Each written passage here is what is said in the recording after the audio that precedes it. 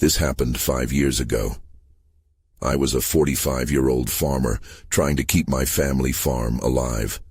I was drowning in debt, and my livestock was disappearing. My kids depended on me, and it felt hopeless. The farm looked like it was fading away, with barren fields and an old farmhouse that felt empty. One day, I went to the market. I was hoping to find something to help. That's when I discovered my prized bull was dying. The vet's words hit me hard. That's when I saw the stranger. He hung back, watching the livestock. There was something about him. He approached me, and before I knew it, he suggested a trade. He offered me a healthy bull from some remote place. I had doubts, but desperation took over. I agreed. Driving home, I felt a mix of relief and unease. When I unloaded the new bull, the rest of my animals acted strangely. They stomped and stared, kicking up dirt. I felt a chill run down my spine. Something felt off, but I brushed it aside. That first night, I woke up to growling from the barn. My heart raced. I couldn't tell if I was imagining it, yet thinking about that stranger's eyes made me uneasy. Grabbing a flashlight, I stepped outside. The cold night air wrapped around me like a shroud. Inside the barn, my animals were restless. My new bull stood in the corner staring at me. Its eyes caught the light in a way that sent a shiver through me. I checked the feed, but everything seemed normal. Yet I couldn't shake the feeling of dread. Weeks passed.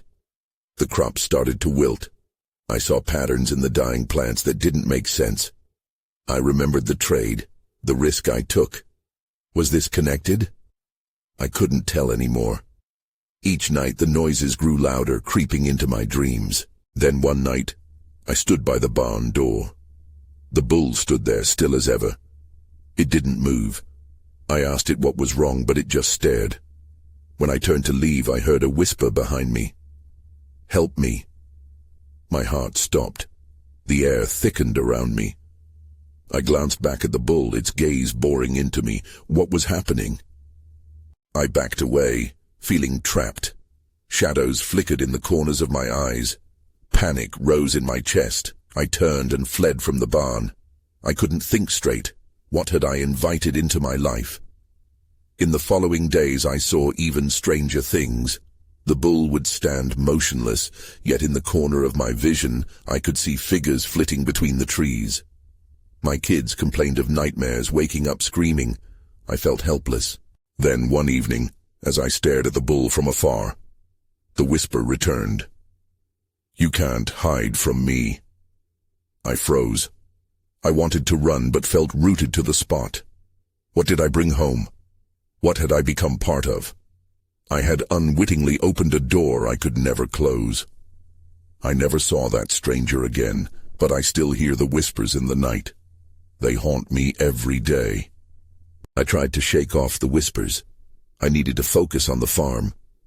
The struggle had been hard enough without this new confusion. But every time I stepped outside, the sense of dread hung over me like a dark cloud. One morning I woke to an unsettling silence. Usually the barn was full of noises, clucks, moos, and the rustle of hay. But now it was like everyone had forgotten how to make sound. I pulled on my boots and went to check. As I approached the barn, I noticed something strange. The door was ajar, swinging slightly in the wind like it was waiting for me. I stepped inside, scanning the shadows. My heart felt heavy. The bull stood in the same corner, just watching me. Then, a movement caught my eye. My chickens were huddled together, feathered bodies pressed tight against each other. They were staring at something in the far corner that I couldn't see. I walked over, instinctively feeling like I should separate them. But the closer I got, the more uneasy I felt. Suddenly I realized the ground was littered with dead leaves, as if they had fallen overnight. They crackled underfoot, and I was struck by how out of place they seemed in late summer. I knelt down, feeling the cool earth beneath me. That's when I saw it. A small, dark shape, partially hidden among the leaves. I leaned closer. It was a stone, but not just any stone. It was etched with strange symbols. I felt drawn to it, a pull that I couldn't explain. As I reached for it, a chill ran up my arm. In that moment, everything in the barn seemed to shudder. The bull lifted its head, and I swore I saw something flash in its eyes. "Leave it alone," I whispered, my throat tightening. My instincts screamed at me to back away, but something compelled me. I picked up the stone and held it in my palm. The moment I did, the barn erupted into chaos. The chickens squawked, flapping wildly. The bull let out a deep bellow, shaking the rafters. I could feel the air grow heavy. Panic set in. I dropped the stone and stumbled back. As it hit the ground, a loud crack echoed like thunder. Everything stopped. Silence enveloped me again. I breathed heavily, my heart racing. Had I really lost my mind? Then I spotted it, a shadow darting past the window. Something was out there, watching. My breath quickened. I dashed outside, squinting into the twilight. That's when I saw it. A figure standing at the edge of the tree line. It was tall and cloaked, obscured in shadow. For a split second I thought it looked familiar. It was him, the stranger from the market. But before I could blink, it disappeared into the darkness. My stomach knotted. What was he doing here? I stumbled back into the barn. I needed answers. I couldn't let my family suffer because of a reckless choice. Then, everything went dark. The barn lights flickered and died, leaving me in pitch black. I felt trapped again as I fumbled for the door. Panic surged. There was something else in the dark with me. I could hear low breathing and the faintest whisper. "Help me," it said again. I turned ice cold. I had opened something I couldn't control. My grip tightened on the door. I was about to discover exactly what I'd invited into my life, and I wasn't sure I was ready for the truth. I slammed the door open and rushed outside, gasping for breath. The chill of the night wrapped around me, but the panic in my chest kept me warm. I needed to get away from that barn. I stumbled into the yard, my eyes darting around for any sign of movement. Was the figure still near? But there was nothing. Just the dusky air and heavy stillness. I could still hear the whisper from the dark, echoing in my ears. It was like a ghost clinging to me. Just as I thought I might be able to shake it off, I spotted the stone lying on the ground where I dropped it. It almost glimmered in the fading light. I hesitated, torn between curiosity and fear. What had it unleashed? But the pull was too strong. I felt it call to me again. My feet shuffled toward it, despite my better judgment. I reached down and picked it up, feeling its weight in my palm. This time it felt warm, like it had a heartbeat of its own. I glanced back at the barn. The figures inside loomed silent. My heart raced. There was something about that stone. It felt important, like a key to understanding what was happening around me. Then I noticed movement beyond the tree line. My gaze snapped to a different direction. A pair of eyes glowed in the dark, a reflection of light, a shape almost human but twisted. I gasped and stumbled back, instinctively gripping the stone tighter. "Who are you?" I called out, my voice shaking. No answer. The figure stepped forward, shifting from shadow to the uncertain light of the moon hanging overhead. It wore a cloak that billowed slightly, and I could see its face now. A pale visage marked with the same symbols as the stone. Panic surged again. My instincts screamed to flee. "Wait!" I shouted again, more forcefully this time, driven by a sudden burst of unlike-me recklessness. "What do you want?" "Help me," it rasped, its voice low and gravelly. The words echoed in the stillness, vibrating through the air like a heavy weight. "Why should I help you?" I asked, anger replacing fear. "You're the one who's been haunting me. Just leave us alone." It stepped closer, and now I could see the outline of something wrapped in its arms, something small and dark. My heart dropped. Were they trapped out there? In a moment of clarity, I thought of the bull, of the chaos in the barn. If those creatures were linked to this figure, could I really turn my back on them? Perhaps, it whispered again, smugness creeping into its tone. The choice isn't yours. Before I could process it, the figure lunged forward, and my body reacted instinctively. I broke into a sprint, fleeing towards our house, but a rumble beneath my feet stopped me in my tracks. The ground trembled violently, sending me sprawling to the soft earth. I scrambled to my feet, scanning for help, for anything, and that's when I saw it. Something emerging from the shadows of the barn. It wasn't the bull, it was much bigger. My heart dropped, realizing now I was not alone in whatever had been awakened. They were coming for me. I turned to run, the ground shaking beneath me, but the enormous shape soon had me frozen in place. The faint light of the moon illuminated a creature emerging from the barn. It was hulking, with long limbs and a twisted frame, moving with a slow, deliberate grace that was terrifying. I couldn't breathe.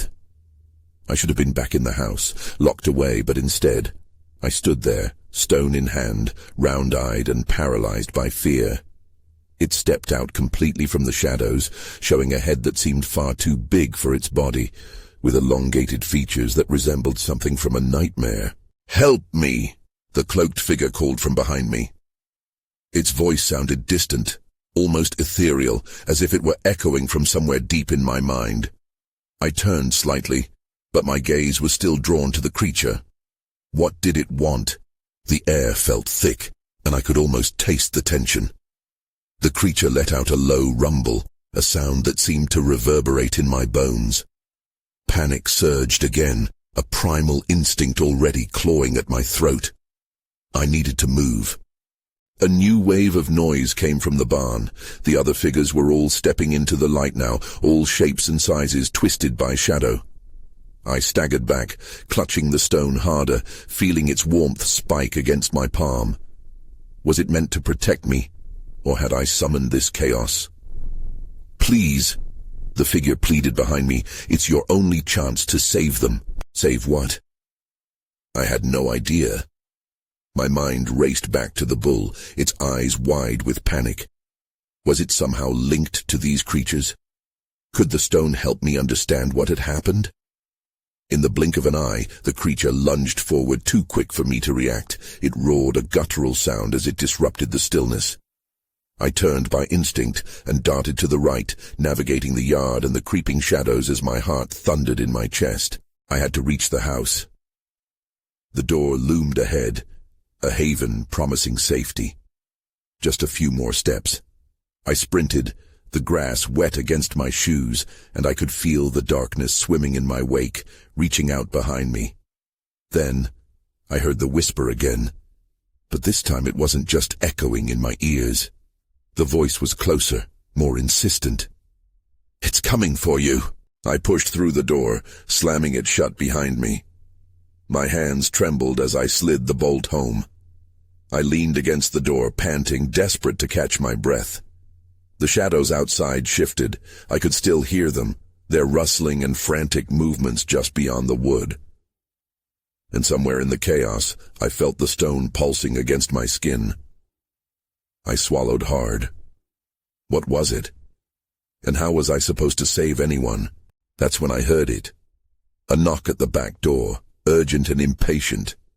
I knotted my fists, dread pooling in my stomach. I didn't know who or what was on the other side, but I was about to find out.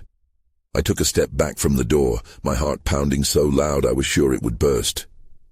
The knock came again, more insistent. It felt like a challenge, a threat. I couldn't just ignore it. But could I really face whatever was on the other side? My mind raced. Who could it be? The cloaked figure? One of the creatures?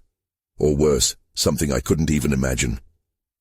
I glanced around the small room, desperate for an idea, anything that could protect me. The stone in my hand felt warm again, almost alive. I held it close, wondering if it could somehow help.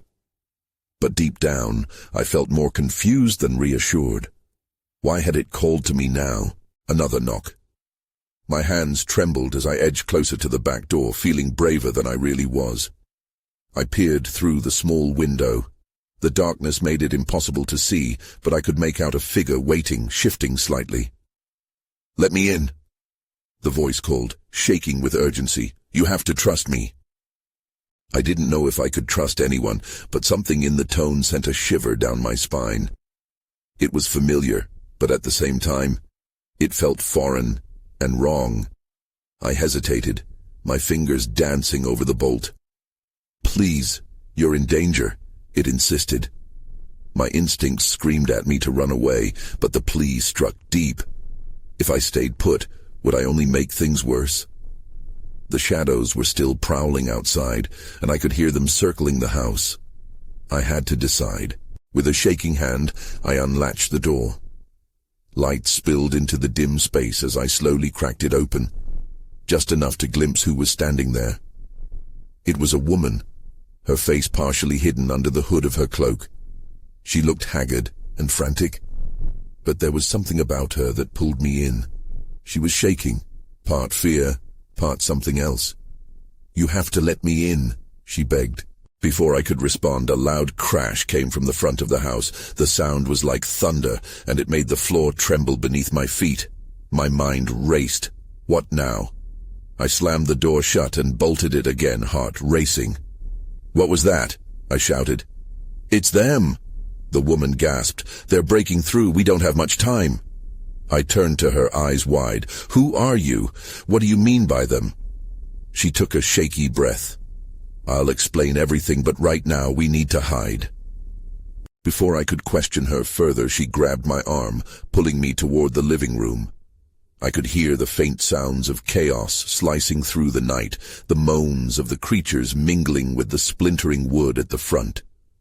Just when I thought I had no more strength, I felt the warm pulse of the stone again. In the woman's presence, it felt stronger. "What is going on?" I asked, my voice trembling. "That stone," she whispered, urgency bleeding into her tone. "It's connected to all of this. You have no idea how much depends on your next choice." Then, everything went dark. I blinked, the darkness pressing down on me like a weight. My hands instinctively tightened around the stone. The familiar warmth coursed through my fingers, offering a strange comfort in the midst of the chaos surrounding me. The figure of the woman was still nearby, though I couldn't see her. "Can you see?" she whispered, her voice barely breaking the silence. "We need to move. They'll be here any second." The urgency in her tone pushed me into action, but I felt frozen. "Where?" I croaked out, still struggling to comprehend everything that had happened. "Follow me," she urged, her hand guiding me. We moved away from the living room toward the kitchen, which was shrouded in shadows. I fumbled my way as she led me, my heart thundering in my chest. Suddenly, light flickered in from the hallway, illuminating a figure that stood just beyond the kitchen door.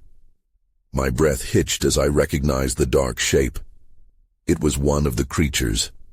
Its eyes shone like two pinpricks of light, and its jagged teeth glistened through its gruesome smile. The woman yanked me back just in time, pushing us behind the kitchen island. I swallowed hard, my mind racing, trying to come to grips with the reality of what lurked just a few feet away. "What are they?" I managed to whisper, the fear coursing through my veins. "Hunters," she replied, her voice steady despite the panic around us. "Hunters looking for the stone, but also for you." I stiffened at that. "Me? Why?" "It's complicated," she said, her eyes darting toward the kitchen door. "But they think you have something they need, and because the stone chose you, they can track you. The connection is strong." A muffled sound from the hallway made us both flinch. "We have to hurry," she urged, glancing back at the front door where something scraped against it. I could hear more crashing from the other side. Whatever was out there was getting closer. "Do you trust me?" She looked at me with an intensity that made my heart race. I don't know," I stammered. "Then trust the stone," she replied urgently, glancing behind us again. "We need to get to the cellar. Now. Before I could protest, she grabbed my wrist again and pulled me through a narrow door that I hadn't noticed before. It led to stairs that spiraled down into more darkness. I hesitated for a brief moment, glancing back at the kitchen where the sounds grew louder. I could barely breathe. Just as I began to step down, I heard a loud crash from above, and the kitchen door splintered as the creature broke through. My stomach dropped. With one final look at the room I had known, I wrenched my eyes away and bolted into the darkness below, following the woman. As we descended, the cold air enveloped me, and for a moment I felt a sense of isolation wash over me, louder than the chaos above. Then I saw it, a faint light glowing at the bottom of the stairs. But as I reached for it, a chilling scream echoed from upstairs. Something was about to emerge from the shadows, and I knew that it wasn't just us who were hiding anymore, but who, or what, was waiting for us below. The steps creaked under my weight, the sound echoing off the damp walls. I followed the woman down, my mind racing. Her warnings buzzed in my ears like angry bees. Hunters, stone, me. What had I unwittingly stepped into? As we reached the bottom, the light revealed a small cellar filled with shelves stacked high with jars. Some glimmered, others seemed to absorb the flickering glow. I squinted, trying to make sense of the strange arrangements. A chill ran down my spine as I caught sight of something moving in the corner, a shadowy figure shifting slowly among the jars. "Stay close," she whispered, her grip tightening on my arm. She led me further inside, stepping carefully between the shelves. The faint hum of something not quite right filled the air, making me feel uneasy. "What's in here?" I asked, my voice quivering. The room felt alive, as if it held its breath waiting for us to make a move. "Secrets," she replied, eyeing the clutter around us warily. "And danger. They won't stop until they find you." Before I could respond, a loud crash echoed from above, shaking the very ground beneath us. I froze, my heart pounding as panic washed over me. "They found us," I breathed, terror slicing through my thoughts. "Not yet," she said fiercely. "We have to lock this door." I stumbled toward the heavy wooden door, my hands trembling as I grasped the handle. The weight of it felt daunting, but I pushed with all my strength. The door creaked loudly as it swung shut, echoing in the confined space. The woman moved behind me, her back pressed against the door as if she could hold it shut with sheer will. I glanced back at the jars, my curiosity clawing at me. "What about that thing in the corner?" I pointed nervously. The woman peered through the dim light. My heart sank as I saw what had been shrouded in shadows. A large jar, its contents swirling like a stormy ocean, a dark, shifting mass that pulsed as if alive. "That shouldn't be here," she said, her voice sharp with alarm. "It's too powerful. We have to move now." Shivers danced along my skin as some instinct told me to run. But where? I looked around, my options dwindling as the sound of footsteps echoed from the stairs above, menacing and relentless. Then everything went dark. The light flickered and died, plunging us into a deep void. My breath quickened as I fought down the rising tide of dread. "What just happened?" I shouted, panic lacing my words. "I don't know, just stay close to me," the woman replied, her voice growing distant in the suffocating darkness. Then I felt it. A presence, cold and aware, lurking somewhere near. My instincts flared, and I turned to face the sound, hoping to gather my courage. But as the silence stretched out, a low growl emerged, reverberating through the cellar. And just like that, I realized we weren't alone. I stood frozen, my heart pounding against my ribs like a wild animal. The growl deepened, rolling through the thick darkness. It felt like the air itself was charged with something sinister, something that made the hairs on the back of my neck stand on end. "Do you hear that?" I whispered, trying to keep the tremor out of my voice. The woman's grip on my arm tightened even more. Yeah, she hissed. Stay perfectly still. I forced myself to breathe quietly, though each inhale felt like a shout in the silence. My mind raced, searching for a way out of this nightmare. I wanted to bolt, to flee, but my legs felt rooted to the spot. The growl transformed into a low, rasping sound, like nails on a chalkboard, and I shuddered. Whatever's in here, it can smell us, she muttered urgently, her breath shaky. We can't show fear, we need to— Just then a glint caught my eye. The faint flicker of light emanated from a jar near the back of the cellar. My heart skipped a beat as I realized it was one of the larger jars, the one with the dark mass inside. It pulsed now, illuminating the room with an otherworldly glow. Look at that, I said, instinctively stepping toward it. My curiosity overrode my fear. Don't! Get away from there! She shouted, grabbing my arm to pull me back. But it was too late. The growl shifted into a series of quick hisses, and the shadows seemed to blur and twist. I felt a sudden rush of cold air blast past me, and I could swear something brushed against my leg. My heart raced as I spun around, too late to catch sight of whatever it was, but too early to process what just happened. What was that? I gasped, turning back to the woman. The stone, she said, her voice just above a whisper.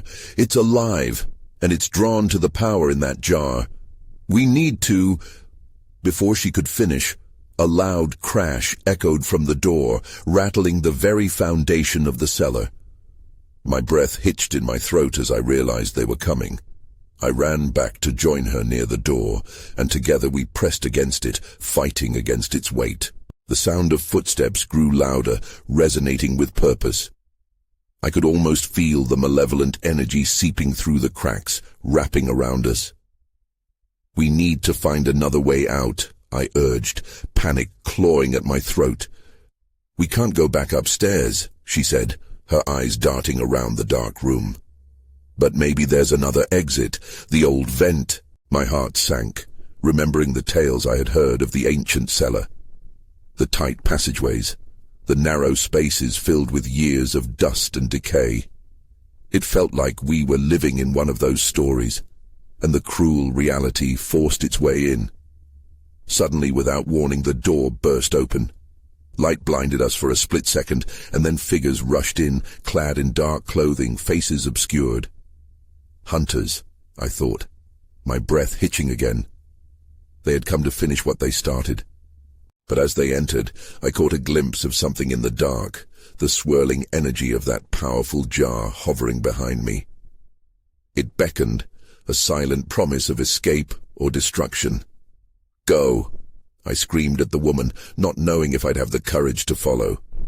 But then everything shifted, and I realized the danger wasn't only behind us.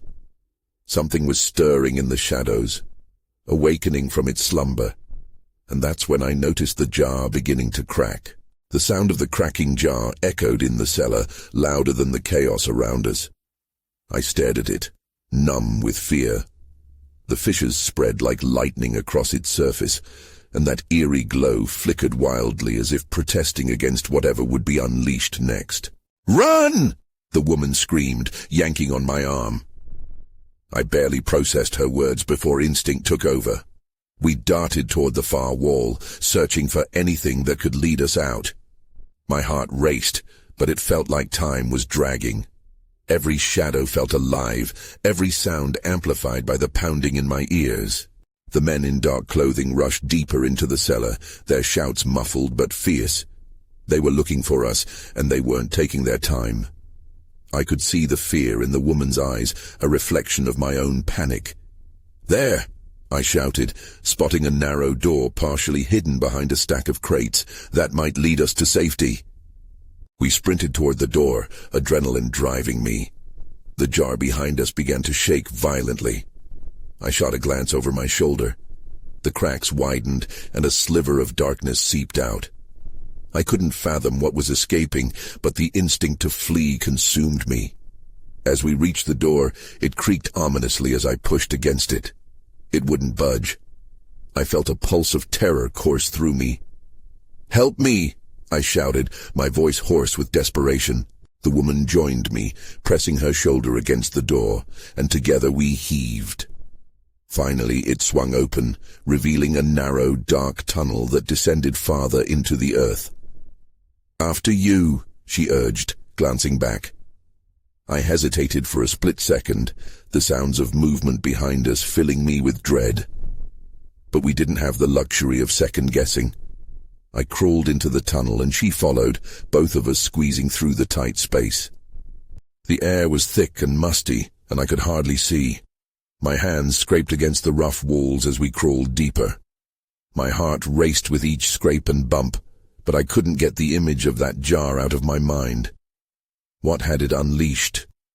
Just then, a loud crash echoed from the cellar above, followed by muffled voices. They must have found the jar. The adrenaline surged in me again as panic clawed at my thoughts. Who were those men? What did they want? Then I felt it. A soft, cold breeze brushing against my back. My skin crawled and I quickly turned my head, but there was nothing there. The feeling of being watched hung heavy in the air. "Keep moving," the woman urged again. I nodded, forcing my body to crawl faster, the echo of our pursuit fading behind us. Suddenly I caught a glimpse of a flickering light ahead. "That must lead outside," I gasped, a surge of hope lighting my chest. But as we drew closer, the light became blinding, and that unsettling feeling intensified, making me hesitate. Something felt wrong. I could hear something whispering, barely audible but insistent, threading through the air almost like a soft chant. That's when I saw it. A shadow emerging from the light, shifting and growing. It wasn't just the exit. It was waiting for us. My heart raced as the shadow loomed closer, emerging from the blinding light like a creature summoned from my darkest fears. I instinctively pulled back, the woman beside me trembling with trepidation. "What is that?" I whispered, my voice barely breaking the silence. "I don't know, but it's not friendly," she replied, her eyes wide with panic. We couldn't retreat. The sound of footsteps echoed behind us, the hunters advancing, relentless and determined. We were trapped. "Is there another way?" I asked, urging her to think. The pulsing darkness seemed alive, as if it wanted us to fight or submit. "No," she shouted, and then, locking eyes with me, a strange calmness enveloped her. "We need to face it, together." The whispering grew louder, almost coherent, swirling around us like a sinister chant. It felt like the shadows were calling to us, demanding we recognize whatever power resided in this moment. I glanced back, but the path we'd crawled through was disappearing in an ether of shadow. Desperation gripped me. "Are you ready?" she asked, her tone serious as she clenched my hand. I guess," I stammered, both terrified and curious about what lay ahead. We moved toward the flickering light, drawn in despite an innate sense of danger. The shadow congealed into shapes, twisting and forming around us, a mass weaving into the brightness. As we stepped through, the air shimmered, and suddenly we found ourselves standing in a wide, open field, under a glittering night sky, a stark contrast from the darkness of the cellar. It felt fresh and alive, yet something shimmered in the air, charged with energy. What just happened? I turned to the woman, but she appeared bewildered, eyes darting around the serene landscape. "Did we escape?" "I think maybe we did," she murmured, though uncertainty laced her words. But an ominous dread settled over us. The beauty of the field seemed at odds with the heaviness in the air, as if we were caught in a moment suspended between worlds. Then I heard it. The whisper from before, just beyond the edges of the field. "Help. Me. It's coming from there." I pointed toward the thicket at the edge of the field. "Do you hear it?" "Yes," she replied, her expression shifting from awe to fear. "But we can't go back. If it's linked to that jar." but I was already moving, pulled by something deep within. That whispering voice was familiar. I had to know what it wanted, what it meant by help. I needed the answers that had haunted me. "No, we need to stay together," she called after me, chasing as I stepped forward, drawn further into the darkness, creeping along the edge of the light. I broke through the thicket, crashing into an unseen barrier that jolted me back. I stumbled, falling to the ground, and the whisper screamed now, echoing all around. The shadows inside the trees flickered, shimmering in strange patterns, blurring their edges. "Stop! You can't let it take you!" But I pushed onward, desperate for clarity. The darkness swallowing me was heavy and familiar. Then I saw it. A figure barely visible amidst the shadows. A familiar shape wrapped in darkness, cloaked, yet unmistakable. The stranger. "Help me!" it rasped. My instincts told me to flee, but I was rooted by curiosity. "What do you want?" I shouted, shaking with fear. "I'm trapped. You have to do what the stone requires." It reached out, fingers elongated, the haunting echo of the familiar whisper merging with its voice. "What does it require?" "Only you can decide. Free me." The figure surged forward, and as I instinctively stepped back, the woman grabbed my arm, pulling me from the edge. "It's a trap. Don't listen," she urged desperately. "It wants to manipulate you." But something inside was compelling me to understand, to help. And in that moment, I realized the truth lay in the stone and the choice it demanded. With the darkness pulsating and shadows growing hungry, I still had questions that needed answering. Were the shadows of my nightmares turning this reality into chaos? How far would I have to go? And could saving this creature risk the lives of everyone I loved?